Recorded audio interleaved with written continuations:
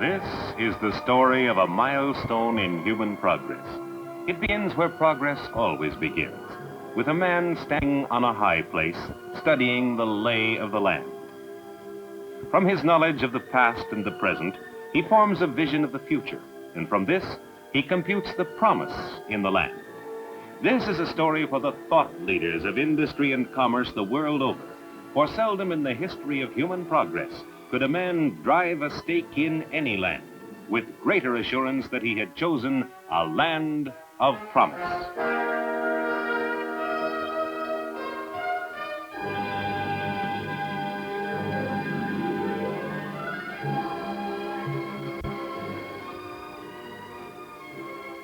It will happen in the not-too-distant future, and it will happen in this manner. A ship will be sighted just off the harbor mouth, perhaps at Cleveland, perhaps Fairport, or Ashtabula, or Conneaut. It will be an historic ship that will have come from a distant land, and it will be bearing a cargo never before carried by water to the shores of mid-America. And when she's sighted, the harbor will come alive with a symphony of sounds. Whistles will blow and bells will ring, and men of vision will find their hearts beating faster. And on the waterfront, men who understand about ships and seaways and trade routes will pause to watch, for they know that from this day forward, the world will be a different place. Trade routes that have remained unchanged for 500 years will change overnight. There will be new ports of call and new capitals of commerce. Yes, it will happen this way in the not-too-distant future, when the first great ship to come up the St. Lawrence Seaway stands off a northeast Ohio harbor, bringing the world to the doorstep of mid-America. And when it happens, only those who plan for it now will be ready for the wondrous opportunity this day will bring.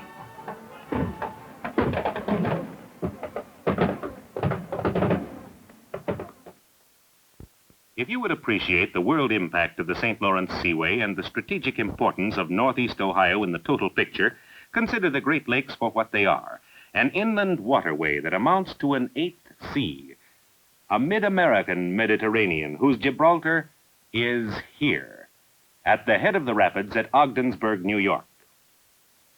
Today, the lake ships travel for 1,200 miles from Duluth across Lake Superior, through the locks at the Sioux, across Lake Huron, through the Detroit River to Lake Erie, then down the Welland Canal to Lake Ontario. Here, navigation ends. And here is where the locks are being built to put the Great Lakes Inland Seaway on the trade routes of the world. 114 miles later, at Montreal, it begins again, for the channel is straight and deep for 1,000 miles to the mouth of the St. Lawrence and the open sea. Despite its isolation, such was the potential of the Great Lakes that the industrial might of the nation grew up along its shores. Here are its greatest markets, its greatest production centers, its greatest concentrations of wealth and capital, of natural resources and means of production. On the inland seaway, the northeast Ohio area was the natural meeting place for the rich red iron ore from the west and for black coal, borne by rail from the vast mines of the south and east. From their marriage in steel evolved an industrial empire which is today, even without the St. Lawrence Seaway, one of the fastest growing locations in the nation. Northeast Ohio, like most world centers of influence, owes its preeminence to waterborne commerce. 4 great ports, Cleveland, Fairport, Ashtabula, and Conneaut, are strategically located along 100 miles of Lake Erie's south shore.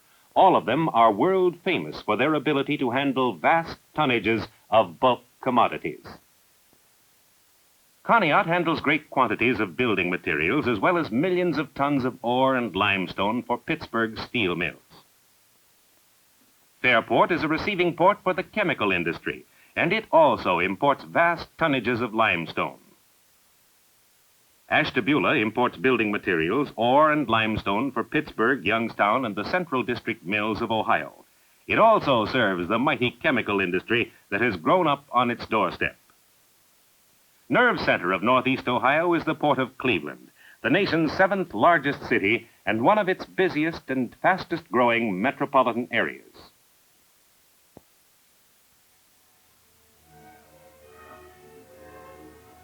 Indicative of the virile, get-it-done character of the Cleveland region is the everyday drama that surrounds the arrivals and departures of the fleet. In Ohio, the fleet means the 300 or so long ships, unlike any others in the world, that bring down some 100 million tons of ore from the upper lakes each season. This miracle of transportation is a system that has many parts, and it was 100 years a-building. In the year 1855, the brigantine Columbia, her decks awash with red iron ore from the upper ranges, brought down the first cargo. Men unloaded her with shovels and wheelbarrows and opened the floodgates of empire. The trickle of ore grew to a torrent as the nation discovered its destiny in steel. Improvements in the unloading equipment had their own milestones. Bothwell's donkey engines unloading 400 tons in a day. Alex Brown's hoist, 4,000 tons in a day. And these unloaders, developed by George Hewlett, 15,000 tons in 3 hours. Such are the giant strides of progress that set the pace in Northeast Ohio.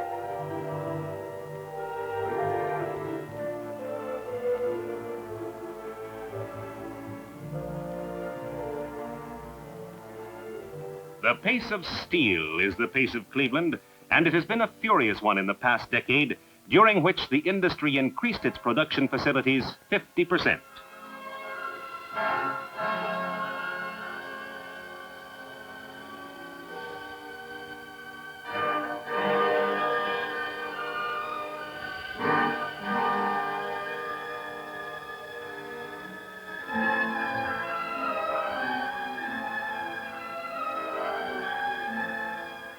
The Northeast Ohio area produces nearly 10% of the national output of steel strip, sheet, and plate. The area's steel payroll alone pours more than $200 million a year into the Northeast Ohio economy. More than 40,000 people are employed directly in the steel industry, and for every 1,000 steel jobs, 1,300 others are created in service industries. But there's another side to the story that has to do with the nature of the people whose lives are spent in the dynamic environment of steel and its satellite industries. The people here understand that production is the true measure of economic well-being. For an honest day's pay, a man expects to give an honest day's work. For generations in Northeast Ohio, the red glow in the night sky has been a universal portent that all is well. A conviction shared alike by the immigrant laborer and the captain of industry.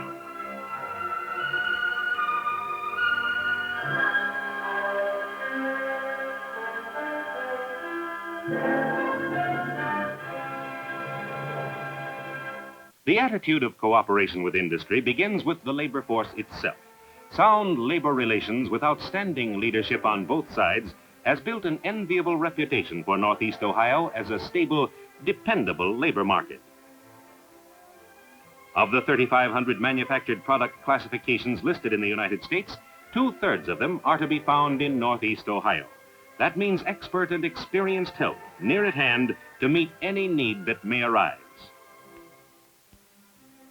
Trade schools, unsurpassed in quality and in numbers, turn out thousands of young specialists year after year, maintaining a tradition for craftsmanship that has produced vast resources of skilled, productive manpower and maintained through the years the healthy cooperative attitudes that are so essential to successful industrial enterprise. 24 major colleges and universities, many of them specializing in engineering or technical training, are a major resource of the Northeast Ohio area. In addition to meeting a manpower need, the colleges provide many vital special services to industry in such fields as scientific research, product development, materials testing, and personnel work. Specialized consultant and research services, many of them world-renowned, are available throughout Northeast Ohio. Whether your need be in the fields of construction and engineering, business management, product design, merchandising, or distribution, you'll find competent special help available in the Cleveland area.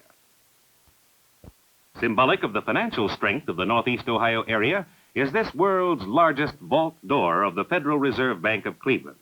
The Northeast Ohio banks are among the most progressive in the nation. Widely recognized for their community spirit, the Cleveland banks are dedicated to the continuing development of the fast-growing area they serve. Their network of branch offices fans out from the heart of the city to bring banking services right to the doorstep of outlying communities. Northeast Ohio's 137 communities offer wholesome living conditions typical of America's best. For leisure hours, there are almost unlimited recreational facilities, including 14,000 acres of parks, year-round Major League sporting events, nationally famous theater groups, art, history, and health museums. In all social and cultural aspects, life in northeastern Ohio is pleasant, vital, and satisfying, typical of the best to be found in all America.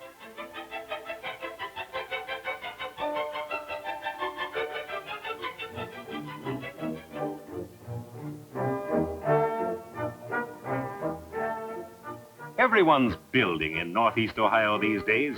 The people, the environment, the proximity to both markets and raw materials, a favorable tax climate, plus a combination of advantageous economic forces have set off a development cycle that has seen American industry pour more than $2 billion into widely diversified expansion in the Northeast Ohio area in the past decade. This is about 3% of the nation's total, although the area contains only 1% of its population.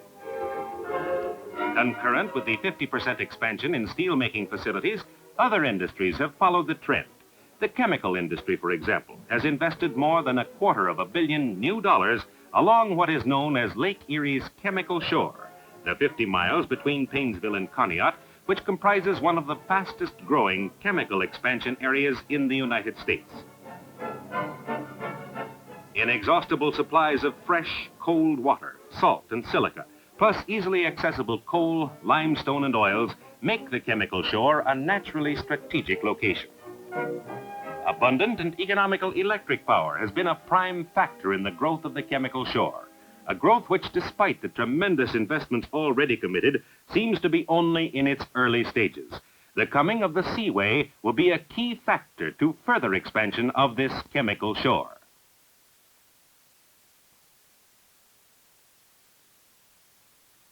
The Northeast Ohio area has always been a favored location for the production of automotive bodies, parts, and subassemblies. Recently, there's been an overwhelming trend to locate new production facilities in the area. Over $500 million has been invested by the automotive leaders in the past few years. Among the new facilities are the world's fastest and most complex production lines. The term automation, or automatic production, is just coming into general use in most of America, but here in Northeast Ohio, this newest miracle of mass production is well understood. The Cleveland area was its first proving ground. Cleveland's many machine tool builders helped pioneer the development. Both labor and management have had wide experience in it. As the trend to automation continues, Northeast Ohio's head start is bound to pay rich dividends in new plant locations and in modernization trends within existing manufacturing establishments. Among the great advantages of the Northeast Ohio area as a manufacturing location is the more than 2,000 product classifications that are produced within its boundaries. Whatever your business requires, be it iron, steel, aluminum, copper or brass, chemicals, plastics, paints, textiles, rubber, tools and dies. In these things, Northeast Ohio excels. If there's something we don't have, chances are it's only a few hours away by one of the 5 major railroads, 11 major airlines, or the scores of truck lines that serve the area. This, then, is Northeast Ohio, widely known as the best location in the nation, where American industry has seen fit to invest more than $2 billion new dollars in a decade. Now let's consider the area in the light of its future position as a key port of call on the trade routes of the world. A major factor in Cleveland and Northeast Ohio's present growth and future development is its central location with respect to the national markets. Within 500 miles live 85 million people, 2/3 of the wholesale markets of the United States, most of the nation's suppliers, 3/4 of U.S. production, 11 of the nation's 15 largest cities, most of the major markets of North America. In relation to the seaway, the Northeast Ohio area of influence is likely to be found within what might be called its seaway circle. No point within it is more than 350 miles from a northeastern Ohio port, a practical shipping distance for imports or exports. This seaway circle comprises only 1/16 of the total area of the United States, yet 1/8 of the nation's people live within it, and 1/4 of all U.S. manufacturing is done within it. To appreciate how Northeast Ohio dominates the circle, note that 1/4 of all manufacturing occurs inside the circle. 1/3 of this total is produced in Ohio, and half of that in Northeast Ohio. Somewhat the same proportions apply for individual commodities. Chemicals, for example. 1/5 of the national output is within the circle, 1/3 of it within Ohio, and half of that in the Northeast. Half of the nation's transportation equipment is produced inside the seaway circle, 1/4 of it in Ohio, and half of that in the Northeast area. Similar proportions apply for some 20 leading commodities. Thus, in any long-range planning, this seaway circle and Northeast Ohio, its dominant sector of influence, must receive careful attention.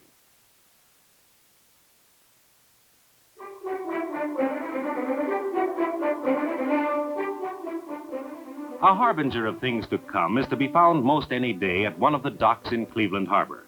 Beginning in 1946, a brisk foreign trade has developed between Great Lakes ports and overseas cities by the fleet of little ships, built especially to accommodate the 14-foot draft locks around the rapids of the St. Lawrence. At first, only a few vessels attempted the trade, but the demand for all-water transportation from Great Lakes ports was so great, several lines found it profitable to build special fleets to accommodate the trade. Today, some 90 ships are in this service, and more are being added each year. The principal exports are machinery, chemicals, alloy steels, rubber goods, canned goods, and automotive equipment. Imports are principally wood pulp, wool, wines and liquors, foodstuffs, toys, glass, and art products. Despite their obvious tonnage limitations, the little ships deliver freight by the all-water route at a substantial savings in shipping cost and maintain schedules about equal to elapsed time deliveries by the rail-water routes to the same destinations. When the seaway is completed, 90% of the world's merchant fleet will be able to sail directly to Ohio ports. It's in the field of transportation costs that the St. Lawrence Seaway presents a great opportunity to American industry. For this is one important way to reduce costs and increase profits. Industries which have heretofore clung to the seaboard areas because of import or export necessities can, with the coming of the seaway, move closer to the inland markets and still preserve the advantages of water transportation. A study of the routes of the little ships, which will also be the routes of the bigger seaway ships, provides substantial evidence of the transportation savings the seaway will make possible. At present, a shipment to Liverpool travels 561 miles from Cleveland to New York. There, after delays and costly handling, it's loaded on shipboard to travel 4,007 miles by the Great Circle route to its destination. Total distance, 4,568 miles. The same shipment traveling the all-water route, Cleveland to Liverpool, without the necessity of double handling, will travel a total distance of 4,104 miles, or 464 miles less than by the rail-water route. To Hamburg, the rail-water distance is 5,050 miles. The all-water route via the St. Lawrence distance is 4,587 miles. The rail-water distance to Genoa totals 5,423 miles. The all-water route, 5,170 miles. To Cape Town, rail-water 8,546. All-water 8,710. To Rio de Janeiro, rail-water 6,227. All-water 6,682. The slight increase of mileage to these latter ports is insignificant, particularly in the light of the great savings made possible by the all-water route. Around the world, men are computing these distances, interpreting them in the light of transportation savings which will put waterborne raw materials at the doorstep of the great mid-American markets at low cost. It's in the cost of assembling raw materials and distributing finished products that distance is a factor in transportation cost. And since finished products are consumed in the end by people, the most important final factor is the distribution of people. Let's consider that for a moment. On this map, every face represents about 1 million people. Now, to take a hypothetical situation, let's suppose that you're in the business of manufacturing, say, jelly beans.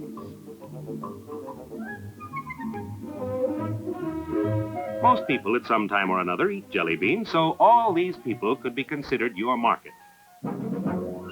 Now, if there are no other considerations, you'd most likely locate your jelly bean factory about, here. But there are other considerations. To make jelly beans, you need sugar. Your source of raw material is principally down here, or way out there someplace. So you haven't much choice. You locate your factory up near this seaport, or down here near this one. You do this because it's cheaper to carry your jelly beans to where the people are than it would be to put your factory where the people are and bring your raw sugar to it. This has been exactly the situation in the jelly bean business and in every other sugar-consuming product up until now. But with the coming of the seaway, you'll be able to bring your raw sugar right into here. In the light of this new possibility, where will you locate your jelly bean factory? Chances are you'll put it somewhere along the shore of Lake Erie, here in northeast Ohio, where you are near the center of your market. And we fully expect sugar industries here by the time the seaway opens. Because the seaway will bring raw materials closer to the market for finished products, many industries can now increase profits and reduce transportation costs by locating in the heart of this market. This is particularly true in the case of metal-producing industries. Chromite, for example, is brought in from the Philippines, Turkey, South Africa, and southern Rhodesia. It can travel via the seaway to reducing plants in the heart of the chromium market, the steel mills of Ohio and western Pennsylvania. The same is true of phosphates, raw rubber, bauxite, and many other ores and materials. One of the principal advantages of the seaway in national defense as well as in the national economy is its use as a carrier of Labrador iron ore. With the high-grade ores from Upper Lakes regions running out, Labrador ore will supplement the supply. Its destination, however, will continue to be the traditional iron ore ports of northeast Ohio, securing for the area its leadership in steel production for generations to come. What changes these factors may bring to the northeast Ohio picture, no one can say with certainty. But there can be no question that they will be vast and far-reaching.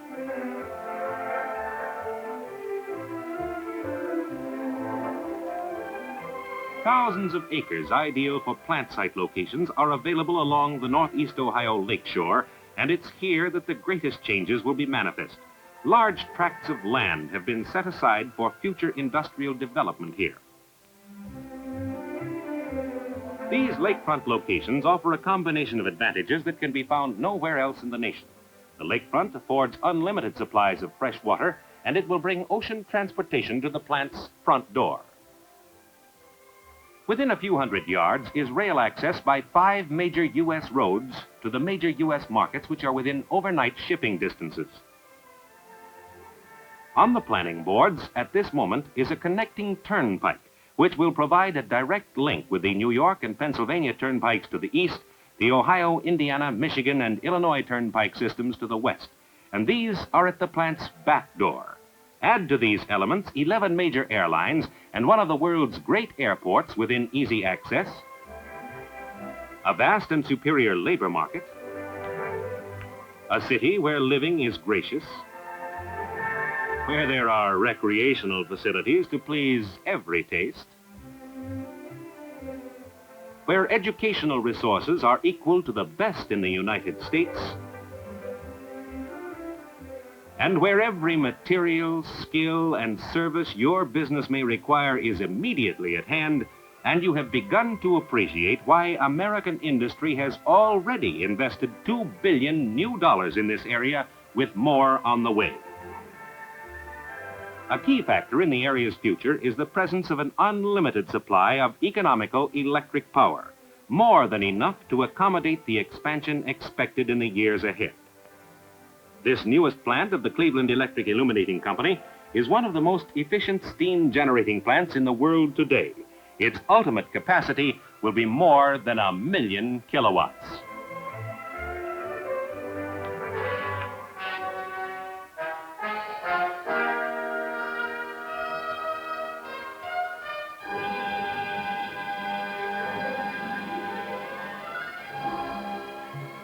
Thus, when it happens in the not-too-distant future, when the first great ship to come up the St. Lawrence Seaway stands off a northeast Ohio harbor, bringing the world to the doorstep of mid-America, a new era of opportunity will be born, an opportunity that will be realized by men who have the foresight to stake out their place now in this land of promise.